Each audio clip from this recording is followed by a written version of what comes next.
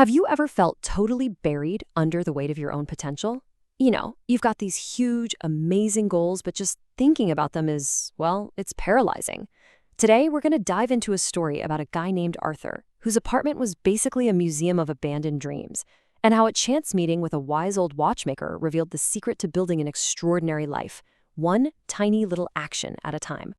This right here, this idea, is the heart of everything we're talking about. It's the reason so many of us get frustrated and just give up. We try to make this massive leap in 24 hours, we burn out, and then we completely miss the incredible, almost magical power of small, consistent steps adding up over a whole year. So let's meet our hero, Arthur. His apartment? It was filled with the ghosts of good intentions. I'm talking a perfect guitar gathering dust in the corner, Japanese textbooks with spines that had never been creased, and the first 3 pages of a novel he swore he'd finish years ago. Now, Arthur wasn't lazy, he was just completely overwhelmed. See, Arthur was a victim of what you might call the mountain mentality. He was convinced that to become a real writer, he had to lock himself away for like 8 hours straight. To be a musician, he had to practice until his fingers bled.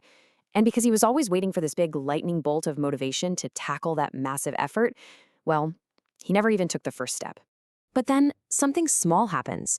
A fuse blows in his apartment, and it leads him to his neighbor, a retired master watchmaker named Elias. And Elias, well, he's about to completely rewire Arthur's understanding of progress by showing him a secret hidden inside the rhythmic ticking of his countless clocks. I mean, just let that sink in for a second. That's a huge shift in perspective, right? Elias explains that the real work of a clock, the thing that makes it all go, isn't the big sweeping hour hand. It's the tiny, hidden gears making impossibly small movements over and over again. The lesson for Arthur, and for all of us, is to stop staring at the hour and just focus on the very next tick. Elias even breaks down the science behind it. He says we've basically got 2 systems running the show. When we try to force these huge changes, we use our willpower brain, which is slow and gets exhausted really, really fast. You've probably heard of decision fatigue, right? That's it.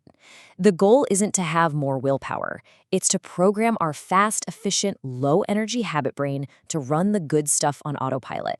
Okay, so here's the million-dollar question. How do you actually program that habit brain? Well, Elias gives Arthur a set of simple, incredibly powerful tools. Think of this as the architect's toolkit for building a whole new life from the ground up. First, you got to understand the math here, because it's kind of mind-blowing.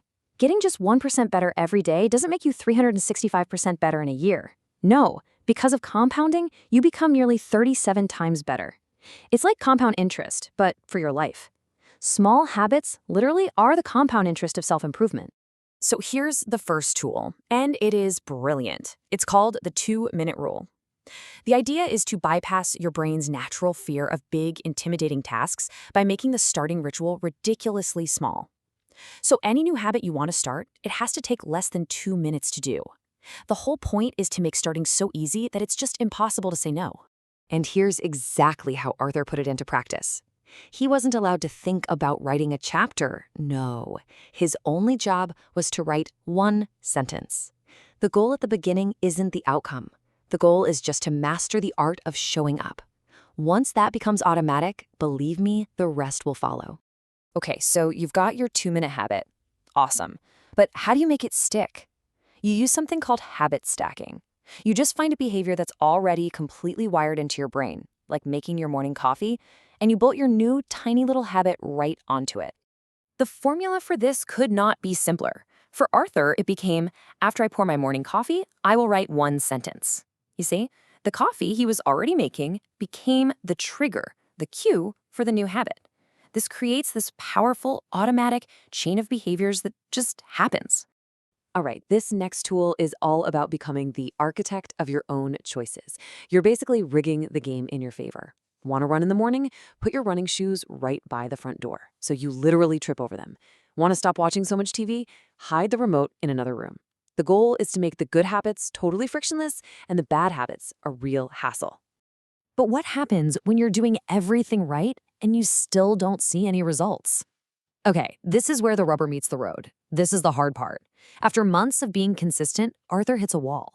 He's putting in the work, but he's not seeing any payoff, and he feels like quitting. This is the most dangerous phase of all. We've all been here, right? You've been hitting the gym for a month, but the scale hasn't budged. You've been practicing that guitar with every day, but you still sound clumsy. That moment of doubt, that's where most people give up because they think all their effort has been wasted. Elias actually has a name for this experience, the Valley of Disappointment. It's that frustrating gap between what we expect, that straight line of immediate progress, and the reality, which is that results are almost always delayed. Just giving it a name is so powerful because it tells you, hey, this is normal. This is a predictable part of the journey. To explain it, Elias uses this incredible analogy. He says, imagine an ice cube sitting in a room that's 29 degrees. Now you slowly raise the temperature to 30. Then 31. On the outside, nothing happens. It looks like your effort is producing 0 results.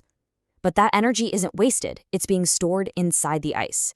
And then at 32 degrees, boom, a breakthrough. You just have to trust that you're at 31 degrees and keep going. But to actually survive that valley, you need something even deeper than just tools and tricks. You need Elias's final and honestly most profound lesson. This is about shifting from what you do to who you are. So this brings us to the 3 layers of change. Most of us start on the outside, with the outcomes. We say, I want to lose weight. A better way is to focus on the process. I will go to the gym. But the most powerful, lasting approach starts at the absolute core, your identity. Just look at the difference here. Think about someone trying to quit smoking. If you offer them a cigarette, they might say, no thanks, I'm trying to quit. Their identity is still a smoker who's resisting. But someone who's made an identity shift says, no thanks, I'm not a smoker. See the power in that? For Arthur, the goal shifted from the outcome of writing a book to the identity of, I am a writer. So how do you build this new identity? Well, you prove it to yourself with small wins. Every single time Arthur wrote one sentence, he cast a vote for being a writer. Every time he put on his running shoes, he cast a vote for being a runner. And here's the best part. You don't need a unanimous victory. You just need to get a majority of the votes. Fast forward 2 years, Arthur's transformation is incredible. His novel is done, he's healthy, he's energetic. He didn't move that mountain in one go. He just carried one single stone every single day. So let's quickly recap the tools he used, which is now your toolkit for action. Here it is. This is your cheat sheet. Number 1, the 2-minute rule. Make it ridiculously easy to start. 2, habit stacking. Make it automatic. 3, environment design. Make it obvious. 4, remember the ice cube principle and trust the process. And 5, the most important one, focus on the identity shift. Aim to become, not just to do. So here's the bottom line. Your life isn't defined by those huge, sweeping moments you see in movies. It's built by the thousands of tiny, seemingly insignificant choices you make every single day. Your life is built tick by tick. So the only question that really matters right now is, what will be your next tick? Please like and subscribe.